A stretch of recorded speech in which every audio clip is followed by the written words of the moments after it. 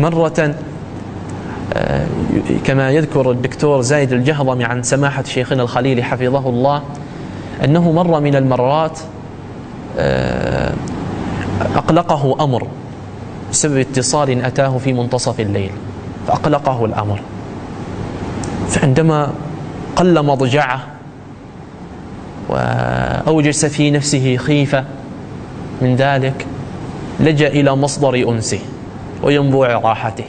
مصدر الأنس وينبوع الراحة هو ذكر الله تعالى، فلجأ إلى الذكر فجلس يقول: اللهم أكفنيهم بما شئت، اللهم أكفنيهم بما شئت، اللهم أكفنيهم بما شئت. ثم أتى بالآية الكريمة: فسيكفيكهم الله وهو السميع العليم، فسيكفيكهم الله وهو السميع العليم، فسيكفيكهم الله وهو السميع العليم، فسيكفيكهم الله وهو السميع العليم. كم مرة؟ مرة ولا مرتين؟ 10 ولا 20؟ 100 ولا 200؟ 1000 ولا 2000؟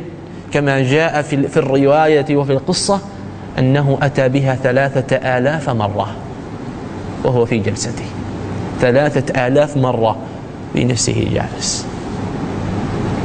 ثم بعد ذلك أخذته سنة من النوم فنام، فرأى في منامه رؤيا على أنه محاط بسياج متين.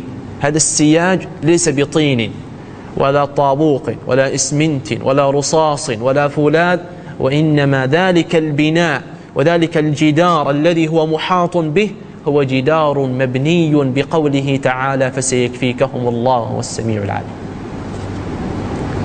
السبب أنه أكثر من ذكر الله، فلذلك استبشر بها خيرا في ذلك. وهذا الذي يكثر من ذكر الله تعالى. تجد أن الإنسان عندما يكثر خاصة في مجال الخلوات تجد أنه إنسان إيماني مرتبط بالله ارتباطا وثيقا في ذلك.